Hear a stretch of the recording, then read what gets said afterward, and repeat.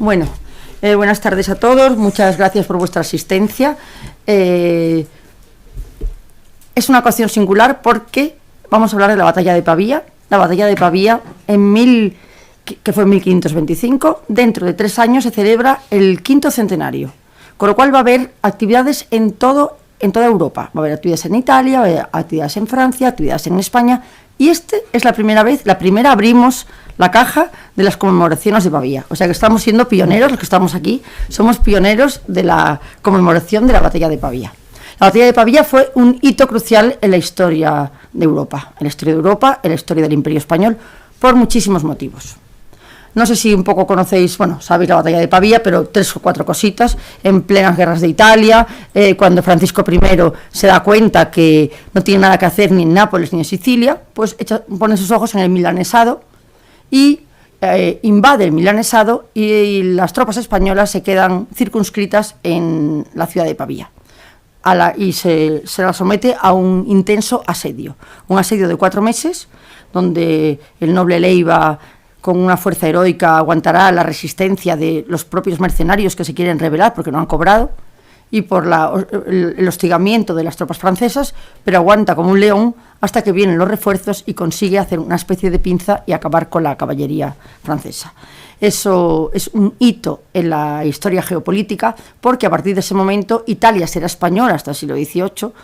Es la hegemonía europea, primero de Carlos, y luego la hegemonía mundial en muy pocos años, con lo cual es una batalla crucial por diferentes motivos. Aquí tenemos el gran enfrentamiento entre Francisco I y Carlos, un enfrentamiento no solo por Italia, sino por el Sacro Imperio. Francisco I ambicionaba el Sacro Imperio y se quedó sin él, con lo cual la enemistad con Francia, que fue endémica y se perpetuó hasta el siglo XVIII, yo diría que hasta hoy incluso. Además, gracias a reconquistar el milanesado, pudimos hacer el maravilloso camino español que vertebró Europa y que fue fundamental no solo en los tercios, sino en las comunicaciones del imperio, y todavía hoy en las ciudades donde pasaba el camino español recuerdan perfectamente la impronta española. También desde el punto de vista militar, estamos asistiendo a una nueva era después de Pavía. Hasta Pavía era la caballería acorazada, la caballería pesada, era la que llevaba el peso de la guerra. Era una caballería donde grandes caballos perfectamente acorazados, eran los carros de combate de la época, con los nobles que estaban también perfectamente pertrechados, eran además caballos robustos, unos nobles con una envergadura física importante, que prácticamente eran los amos de los campos de batalla. Pero ahora aparecen los arcabuces, es la época de la pólvora, y en esta caballería pesada francesa, la infantería española se infiltra, se mete por dentro de los caballos, y la caballería se queda desconcertada porque nunca han luchado así.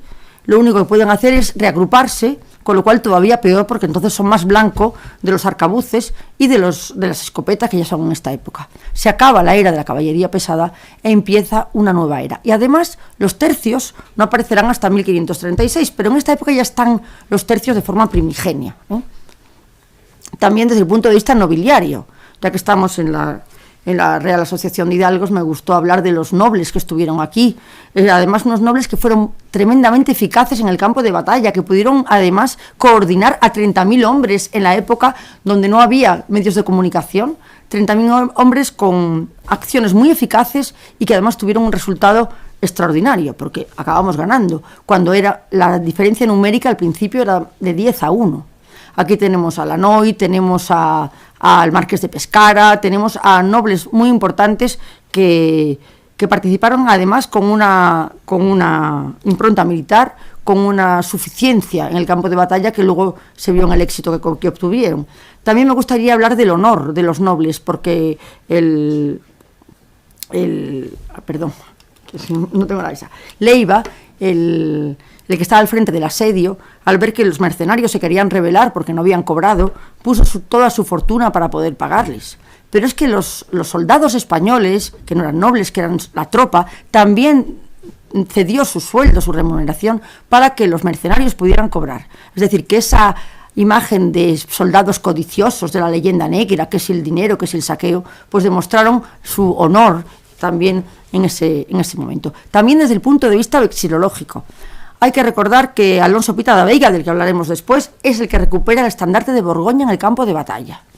En el campo las tropas del rey Carlos llevaban montones de estandartes correspondientes a todos sus territorios, pero uno de ellos, el que llevaba el infante don Fernando, la famosa Cruz de Borgoña, quedó en campo enemigo. Y entonces nuestro Alonso Pita da Veiga, el ferrolano Pita da Veiga, en misión suicida se lanzó al campo de batalla y recuperó el estandarte. Eso, que podía ser un hecho puntual, cuando se gana la batalla se considera un hecho providencial y atribuyen a la providencia el haber rescatado esa bandera y se convierte desde Pavía en la imagen del Imperio Español. Aquí tenemos la bandera bicéfala de Carlos y la bandera de Borgoña, que desde este momento hasta que aparece la rojigualda será el emblema del Imperio Español y el emblema español. Y además algo que se ha recuperado hoy. Hoy en día, tanto los tercios españoles que aparecen en Pavía como la bandera de Borgoña es un símbolo de hispanidad. Y lo estamos teniendo hasta en manifestaciones contra la independencia de Cataluña. Cualquier manifestación de tipo hispánico aparece la bandera de Borgoña.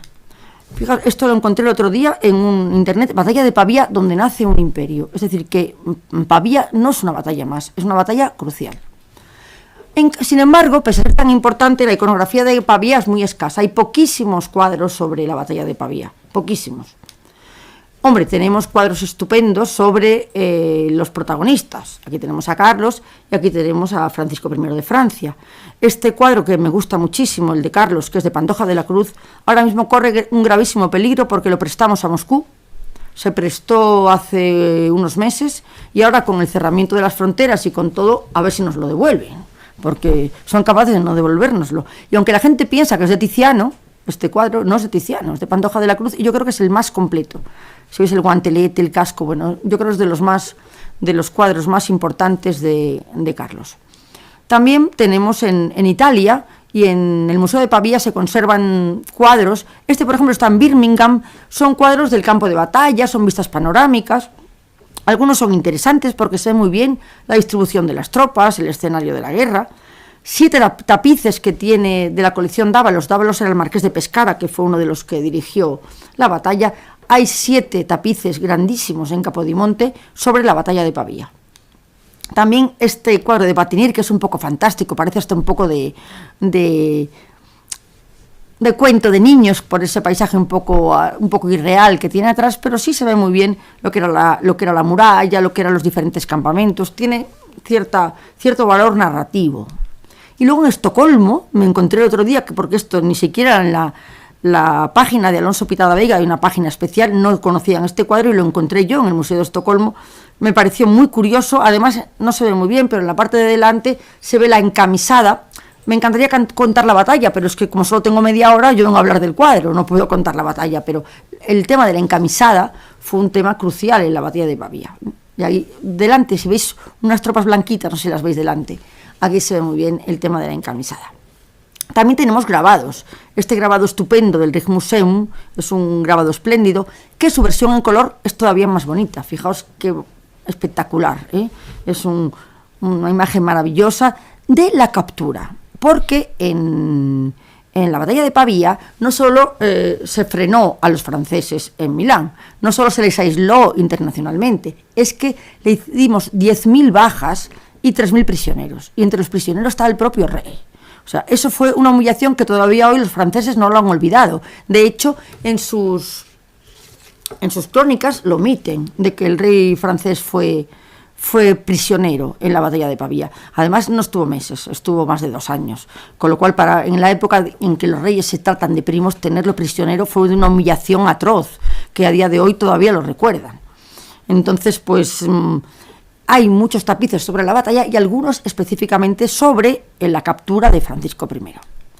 Aquí tenemos este grabado del Museo del Prado y este interesantísimo relieve que está nada menos que en el Palacio de Carlos V de Granada. En el Palacio de Carlos V de Granada tenemos en uno de los basamentos está este relieve de la batalla de Pavía. Podía ser perfectamente un relieve romano de cualquiera de la columna Trajana o de cualquiera de estas columnas, con ese degradado del relieve, si os fijáis en primer término, ese caballo, y luego como hacia atrás va difuminando y va relajando del alto relieve al bajo relieve. Es un relieve precioso. En el siglo XIX es la época de la gran pintura de historia española. Hasta la época España no tiene pintura de historia. La gente se se pregunta por qué en España no tenemos, como en otros países, una gran pintura de historia. Yo tengo mi propia teoría. Mi teoría es que la pintura de historia es una pintura propagandística, una pintura para mostrar la grandeza de las naciones. España no tenía nada que demostrar, si éramos dueños de norte a sur y de este a oeste, éramos dueños de un imperio inconmensurable, es que no necesitábamos ninguna propaganda, no nos hacía falta. En segundo lugar, también la vanidad de los propios gobernantes. Y no olvidemos que España es profundamente católica, y la monarquía católica tenía unos valores católicos muy profundos. Y el tema del autobombo y la vanidad tenía una frontera muy difusa. Podían pecar de vanidad. Entonces, yo creo que no hay más que ver los retratos de Felipe II, con esa majestad, con esa sobriedad, cuando era el rey del mundo entero. O sea, que realmente España nunca necesitó un autobombo en la pintura de historia. Pero encontramos grabados de calidad dispar, aparece ya la cromolitografía, aparece ya la litografía, la imprenta en serie, y hay montones de libros de historia, cuentos juveniles, que hablan un poco de la batalla de Pavía. Algunos son francamente buenos, por ejemplo, este lo encontré en la página de Todo Colección, me parece extraordinario, es de 1912, es un grabado espléndido. Otros más sencillos, te lo encontré en la Universidad de Sevilla, o este, que está ya coloreado, ya aparece la cromolitografía, o este donde se ve perfectamente la captura de Francisco I, y ahí ese señor que está con el estoque ya es nuestro Pita, nuestro Pita da Veiga, del que hablaremos después. Hombre, es un grabado un poco, no diríamos juvenil, pero es un poco ingenuo, pero bueno, es de cierta eficacia narrativa. Tenemos muchísimos grabados en historias juveniles, historias de España, hechos heroicos de la historia, que tienen un valor testimonial. Fijaos, hombre, son ilustradores, pero bueno, es lo que había. No, es que no hemos encontrado, no hay el gran cuadro de historia de Pavía, no existe. Otro grabado. Pero bueno, Isabel II, que aquí la tenemos, como estas conferencias las doy siempre en un ámbito militar, me gusta poner a Isabel II vestida de general de los ejércitos, que aquí es Isabel II. De las pocas cosas buenas que hizo, una de ellas fue fundar la Guardia Civil, que es lo mejor que hizo para mí, y lo segundo fue las Exposiciones Nacionales de Bellas Artes. En estas exposiciones, la pintura de historia estaba especialmente cuidada, porque se suponía que un pintor que era bueno sabía hacer pintura de historia. Para hacer pintura de historia hay que saber componer, hay que saber perspectiva, hay que saber figurar. Es mucho más difícil hacer un cuadro de historia que cualquier otro género. Con lo cual era un poco el culmen de las carreras de los pintores, hacer un gran cuadro de historia.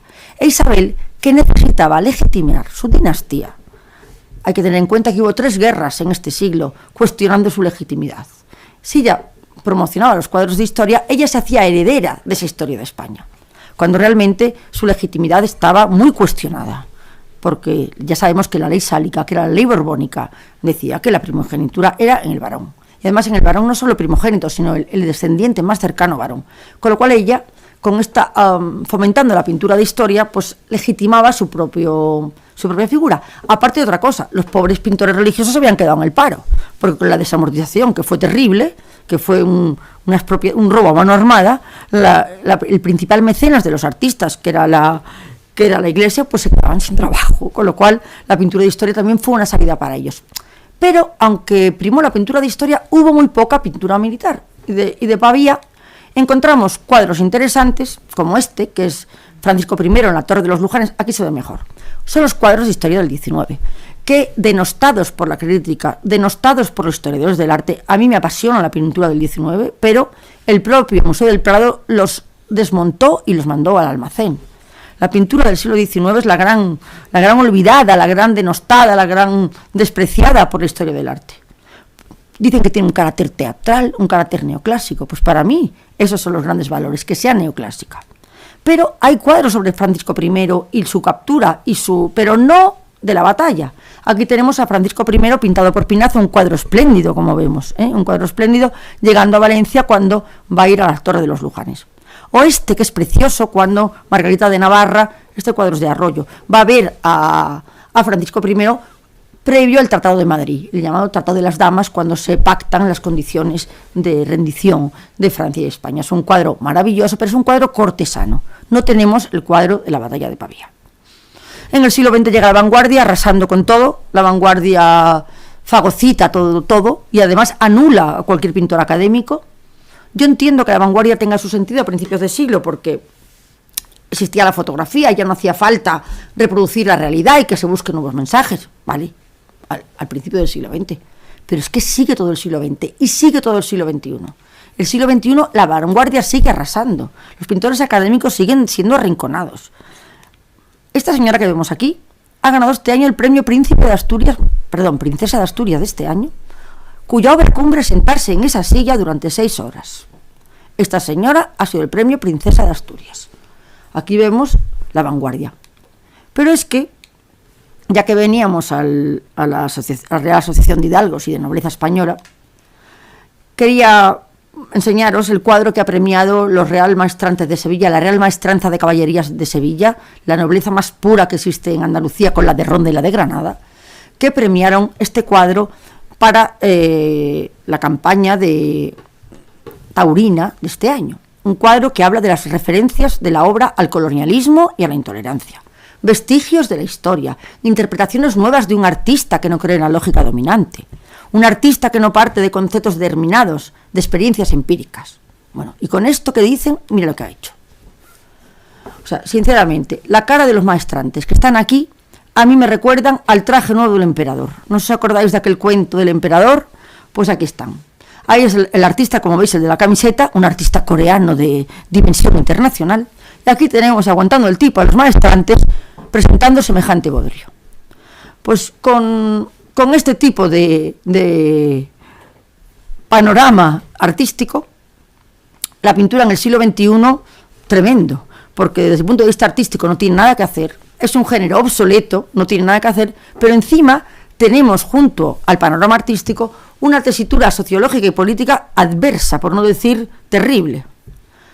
Cualquier cosa que una historia suena a franquismo, incluso absurdo completamente. Los leyendanegrismos, el indigenismo, los tercios eran unos saqueadores, el colonialismo fue terrible, la época oscura de los Austrias. Luego el presentismo histórico, cómo se juzga los hechos del pasado con los valores del presente. Por no hablar del buenismo, cualquier cosa militar, eso es tremendo. El pacifismo, el antimilitarismo, o incluso negar que existe España. España es un conjunto de... España no existió nunca. España, un discurso abiertamente antiespañol, que está patrocinando desde todas las autonomías españolas. Yo, como soy gallega, me siento profundamente avergonzada de que en mi comunidad no veo las banderas españolas por ningún sitio.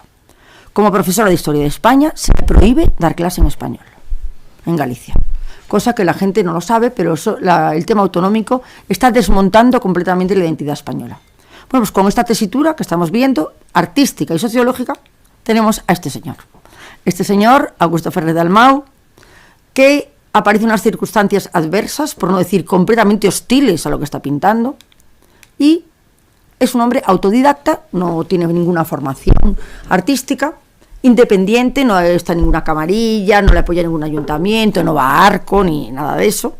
Encima pinta académico, o sea, es un pintor académico, y pinta historia militar, o sea, lo tiene todo para ser completamente un marginado, una persona que no tiene nada que hacer en el mundo del arte actual. Y encima reivindica la historia de España, o sea, con este cóctel Molotov para estas circunstancias sociológicas, políticas, identitarias de la nación española, no tenía nada que hacer. Pero es un triunfo inesperado para el arte y para la historia.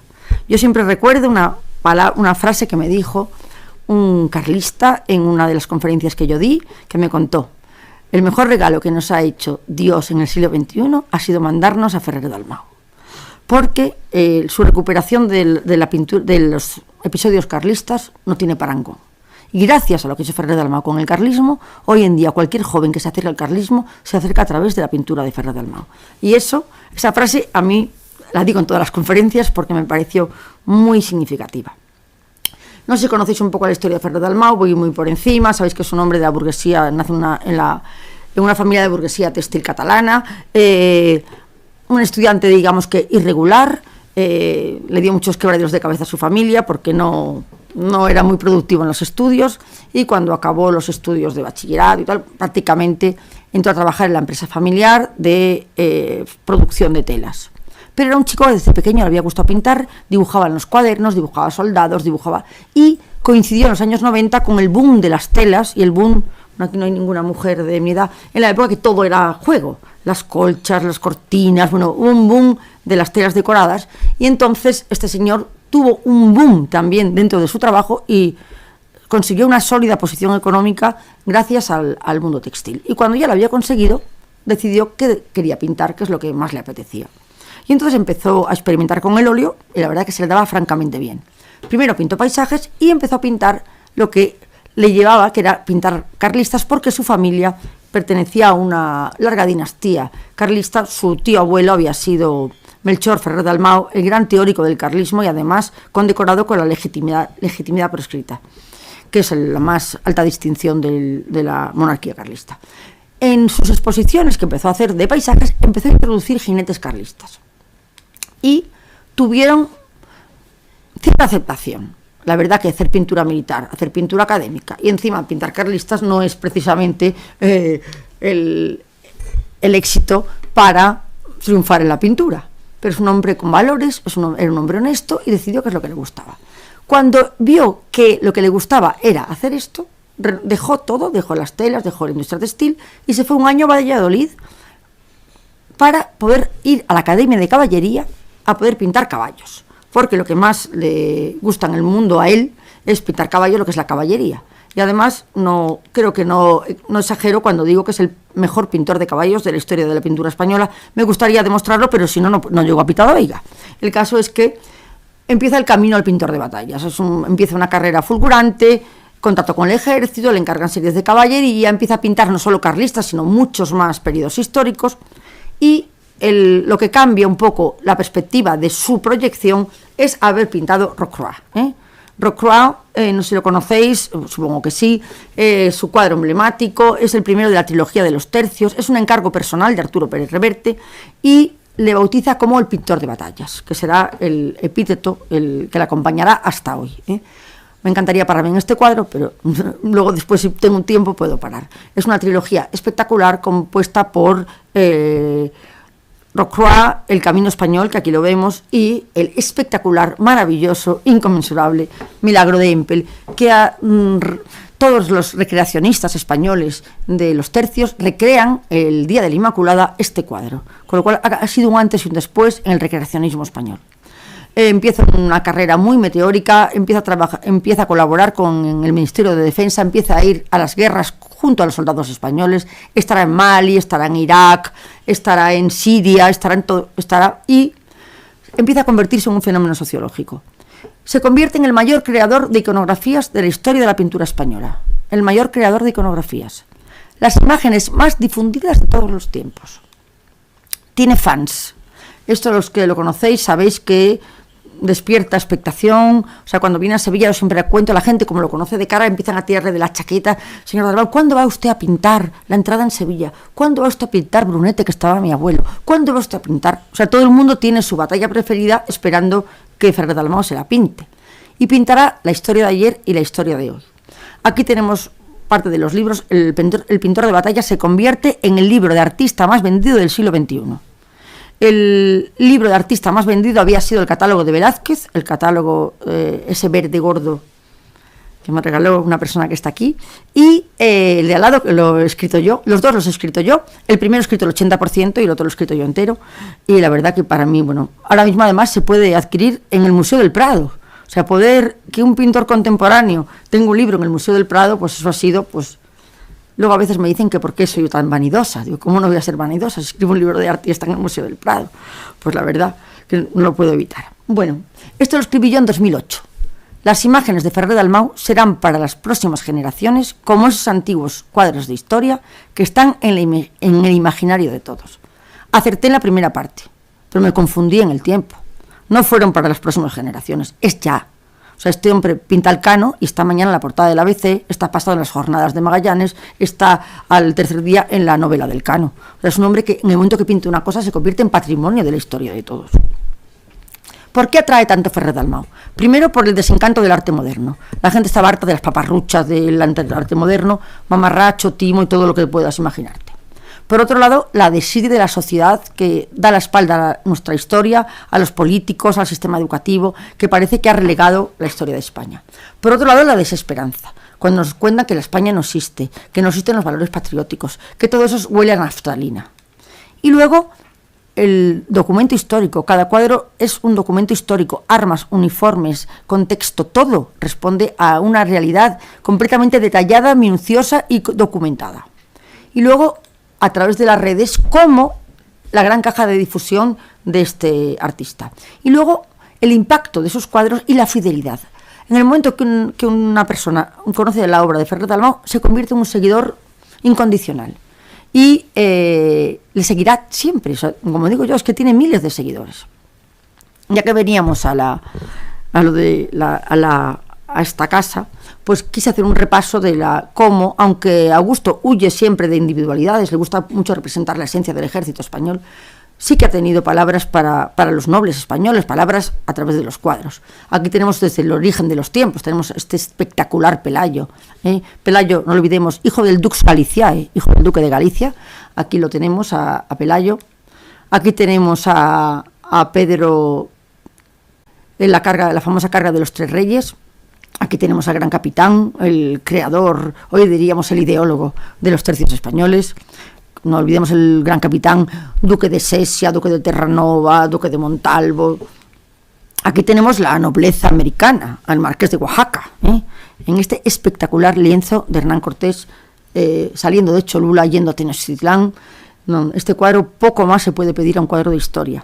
Contexto, personajes, documentación, la caballería, el tlaxcalteca que va adelante. Este es un cuadro soberbio, soberbio. Me encantaría pararme, pero no puedo. Bueno, ¿qué digamos del conde de Gálvez? El conde de Gálvez por los pantanos del Mississippi, cómo va llevando su comitiva de mohicanos, de franceses, de negros, afroamericanos, que van por esas ciénagas de los pantanos del Mississippi hacia Pensacola, donde tendrá su magnífica victoria que vemos aquí. Fijaos, este cuadro de Pensacola, no se puede pedir más a un cuadro de batallas.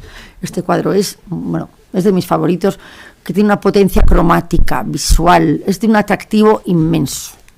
O el Diego de Salinas, el último gobernador de Gibraltar, donde se ve su extraordinaria capacidad para plasmar el paisaje, porque tiene una figuración siempre tan intensa que los ojos se te van a las figuras, pero te olvidas de que es un paisajista de primera. O sea, es que no se puede...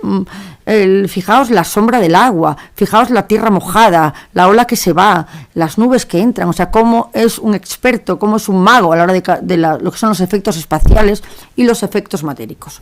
O el general Álava con Wellington aquí en este cuadro espectacular también. Fijaos cómo brillan esas grupas de los caballos, no sé si lo estáis viendo aquí.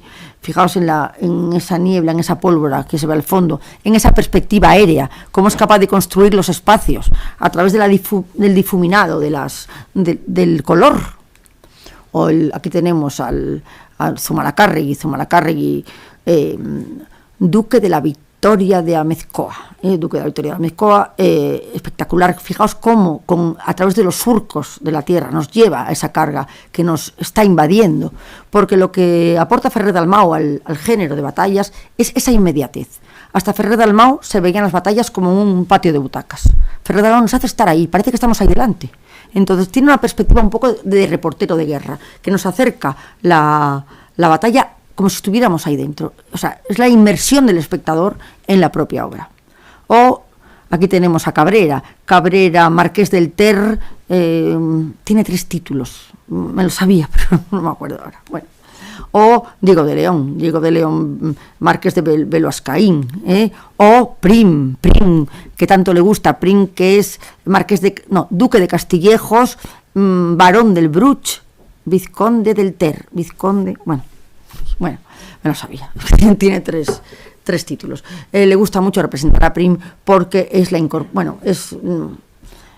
cuando se dice que a Cataluña no es España, aquí está reivindicando la presencia catalana en todos los episodios de la historia de España y cómo los catalanes estuvieron en primera fila en todas las guerras como españoles que son. Aquí tenemos al Marqués de Cavalcanti en la carga del Tasdirt, el Marqués de Cavalcanti, el yerno de doña Emilia Pardo Bazán, que acaba de hacer el centenario, o Higueriben. ¿Por qué pongo aquí Higueriben? Porque uno de los que está ahí en el cuerpo de intendencia es Cebollino von Liedermann, de una familia noble europea. Es un cuadro también soberbio, donde el bloqueo de Gueriben está aguantando la resistencia y cómo esas mulas van a llevarle agua, y es sangre y agua, y cómo los rifeños tiran a matar a las mulas para que no llegue el agua al asedio. Es un cuadro, si lo veis en directo, impresiona, tiene esa capacidad Ferrer Dalmau de conmover al espectador. También pintará la nobleza europea, como aquí tenemos en San Quintín, con todos los nobles franceses, o Mannerheim, que es el fundador de Finlandia, también de origen nobiliario. Bueno, y ya llegamos a la trilogía de Pavía. Cuando pinta Rocroi se le critica mucho por haber pintado una derrota. Es decir, con todas las victorias que tenemos en España, ¿por qué ha pintado una derrota? Porque Rocroi es su cuadro más significativo. Entonces dijo, no os preocupéis, yo pintaré una derrota, y qué mejor victoria que pintar que Pavía. Y dijo que Pavía se merecía más que un cuadro. De hecho, pintará 3, miento, pinta 2, y el tercero está en ello. El primer cuadro es este, que es la batalla de Pavía. Es un cuadro, la primera vez que la batalla de Pavía responde a un rigor exquisito, porque de los cuadros que habíamos visto antes, muchos de los pintores que lo habían pintado ni siquiera habían estado en Pavía. Aquí tenemos diferentes fuentes. Tenemos por un lado el director del Museo de Pavía, que se pone a disposición de Ferrer Dalmau, Marco Galandra, un erudito en la materia, para darle todo tipo de información. También tenemos a David Nievas. David Nievas es el asesor personal de Ferrer Dalmau para todo lo concerniente al siglo XVI y XVII, es máster en siglo de oro, y es prácticamente el que documenta uniformes, armas, escenario de este cuadro, que se llama David Nievas. Por otro lado, la propia familia de Pitada Veiga, que al saber que estaba pintando Pavía, también se ofreció, y también ofreció sus testimonios orales de la familia. Y este cuadro, que la verdad que nos choca un poco para ser Ferrer Dalmau, a Ferrer Dalmau no le gusta el rojo, no le gusta el amarillo, solo le gusta pintar el ocre, marrón, ocre, verdoso, pero no le queda más remedio cuando la uniformidad así se lo pide. Y aquí tenemos a los lansquenetes alemanes, que tenían esos acuchillados, como se llaman, esos uniformes tan extraños que alguien me decía, parecen los del Circo del Sol o parece un carnaval, porque realmente no estamos acostumbrados a este tipo de indumentarias tan vistosas, pero responden a la más fidedigna realidad. Y este amarillo de la bandera bicéfala en una esquina. Aquí vemos un instante de la batalla cuando la caballería pesada al mando de Francisco I, el propio Francisco está en la batalla, que iban uniformados, acorazados de caballo, de cabeza a pies, con esas corazas enormes, con esos caballos que eran, como he dicho antes, los carros de combate de la época, y están desconcertados porque de repente estos infantes se meten por el medio con esos arcabuces y los desconcertan completamente. O sea, lo único que pueden hacer es reagruparse, que es las órdenes que tienen, y es peor, porque son más blanco todavía de los arcabuces. 10.000 bajas se hizo al ejército francés, 10.000 bajas. Y aquí se ve muy bien la potencia de la caballería y cómo esos arcabuceros, cómo esos tercios imperiales están atacando a los franceses. El primer término lo deja para los pobres piqueros que están ahí delante, con montantes que también están protegiendo a las filas y están caídos en el primer término. Es una clase de historia, no me puedo parar, en cuanto a las armas, desde los montantes, las dagas cortas, las dagas largas, las espadas, la borgoñota, el tipo de coraza milanesa, o sea, todo lo veis aquí en este cuadro. Es un cuadro espléndido. Y cuando pintó este cuadro, yo soy su asesora artística, cuando me enteré que estaba pintando la batalla de Pavía, soy de Ferrol, y yo le dije, por favor, me tienes que pintar a Pitada Veiga. Y me dijo que no, que este cuadro era un cuadro sin individualidades, que quería un cuadro de conjunto, un cuadro de batalla. Digo, por favor, aunque sea con una bandera, pero ponme a Pitada Veiga. Porque yo quería que pusiera a Pitada Veiga, porque sé que cuando sale un cuadro de Augusto se convierte en una caja de difusión. Pero la verdad que soy muy persistente, insistí muchísimo, y me dijo, mira, no, en este cuadro no, pero tengo, para la trilogía, cuéntame lo de Pitada Veiga. Y entonces, ¿perdón? Vamos acabando. Sí, me queda un minuto.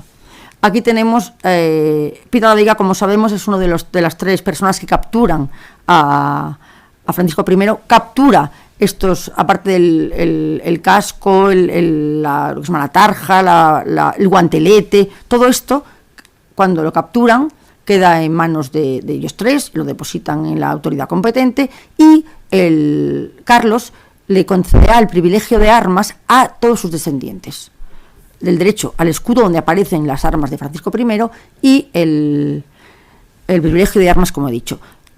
Este es el privilegio de armas, aquí está el documento por el cual Carlos concede este privilegio de armas a los Pitada Veiga. Esto lo quería enseñar un poco por el papanatismo de la época. Alonso Pitada Veiga tenía una calle en Pontedeume, porque en Pontedeume fue donde murió Testó, y confundiéndolo con el ministro de Franco, le quitaron la calle. O sea, habían pasado 500 años, pero bueno, les dio igual, quitaron la calle. Aquí está la calle, aquí tenemos el almirante Pitada Veiga, que fue descendiente, y quiero reconocer su honestidad cuando, siendo ministro, dimitió cuando se legalizó el Partido Comunista. Ya que está aquí. Bueno, el cuadro de Pitada Veiga aquí lo tenemos. Es un cuadro distinto, es un cuadro, diríamos, crepuscular. Aquí huye de poner el fragor de la batalla para ver al héroe después de la batalla. Aquí vemos, si os fijáis, esos cuervos en el tercio derecho, esas vanitas, esa es la fugacidad de la vida, esos cuervos que acuden a los cadáveres de la Carroña. Aunque es un cuadro tétrico y un poco demoledor, pero por otro lado está nuestro héroe ahí, con un aura romántica tremenda, un aura romántica donde está reflexionando sobre la vida y el destino, y sobre lo que el devenir de la historia y cómo él ha sobrevivido y sobre todo ha recuperado ese estandarte, y que él no sabe, pero nosotros sí, lo que va a importar en la historia de España. Vemos en el lado izquierdo, vemos las murallas de Pavía, cosa que ha sido en Italia muy parangonado, porque todos los tapices de todos los cuadros que habíamos visto antes no tenían no se representaba de forma fidedigna las murallas de Pavía, y ese primer término vacío, como vemos, que es el espacio del espectador, porque nosotros estamos ahí delante, por eso deja ese espacio para que el espectador se vea dentro del cuadro. Es un cuadro de una belleza cromática extraordinaria, es un cuadro con que desprende romanticismo, desprende épica, desprende heroicidad dentro de algo tan tremendo como un campo de batalla sembrado de cadáveres. Ahí está la capacidad que tiene Ferrer Dalmau. Aquí vemos con el Lasquenete, vemos con su escudero también gallego, un primo suyo que es el que lleva el estandarte. Y como anécdotas, como estoy mal de tiempo, os quiero contar un poco el tema de la nieve. Tanto en Italia como la familia insistía en que había nieve en Pavía. Sin embargo, el asesor de Ferrer Dalmau decía que no había ninguna crónica de la época que hablara de la nieve. Entonces fue un tiro y afloja entre un lado la nieve, y Ferrer Dalmau cortó por lo sano. Puso una especie de escarcha en el suelo, que podría ser una nieve pisoteada, y así todos contentos. Y luego el modelo. No había ninguna representación de Pita. Entonces se pidió a la familia retratos de los Pita. Y entonces se traspapelaron, se hizo una inspiración en cómo eran los Pita actuales, que son robustos, bajos, con un gran bigote, y así es Pita.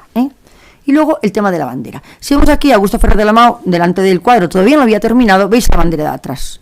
Tiene una forma muy peculiar de pintar, pero no puedo explicarla porque no me da tiempo. Pero, si os fijáis, no está pintando la bandera de Borgoña. ¿Lo veis? Está pintando la bandera bicéfala. Fue cuando ya la documentación nos habló de la heroicidad de Pita, cuando decidió cambiar la bandera por la bandera de Borgoña.